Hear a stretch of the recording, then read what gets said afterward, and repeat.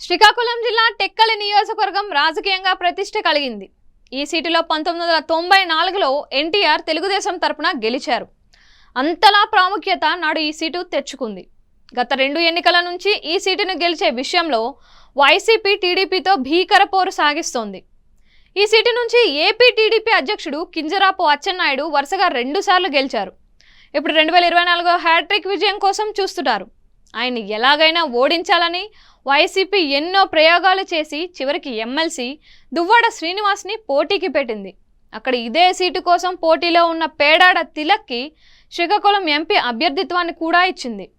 అలా ఈ ఇద్దరిని సర్దుబాటు చేసిన వైసీపీ కేంద్ర మాజీ మంత్రి కిల్లి కృపారానికి హ్యాండ్ ఇచ్చింది.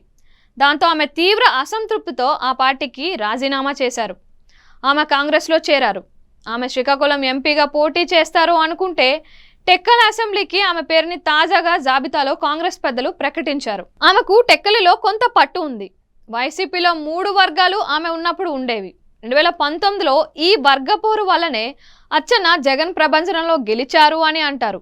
ఇప్పుడు 2 వర్గాల మధ్య రాజీ చేసిన వైసీపీకి కిల్లి కృపారాణి నుంచి ఇబ్బంది ఉంటుందని భావిస్తున్నారు. కిల్లి కృపారాణి, పేడాడ తిలక్, దువ్వాడ శ్రీనివాస్ ముగ్గురు కాళింగ సామాజిక వర్గానికి చెందినవారే. టెక్కలిలో ప్రధాన సామాజిక వర్గంగా వారు ఉన్నారు. ఆ తరువాత వెలమలు, ఇతర సామాజిక వర్గాలు వస్తాయి.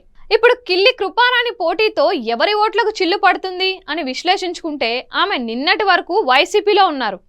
అంతకుముందు ఆమె కాంగ్రెస్లో ఉన్నారు. ఇప్పుడు మళ్ళీ కాంగ్రెస్లో ఉన్నారు. ఆ విధంగా చూస్తే ఆమె వైసీపీ ఓట్లకు గండి కొడతారు అని టీడీపీ నేతలు అంచనా వేస్తున్నారు.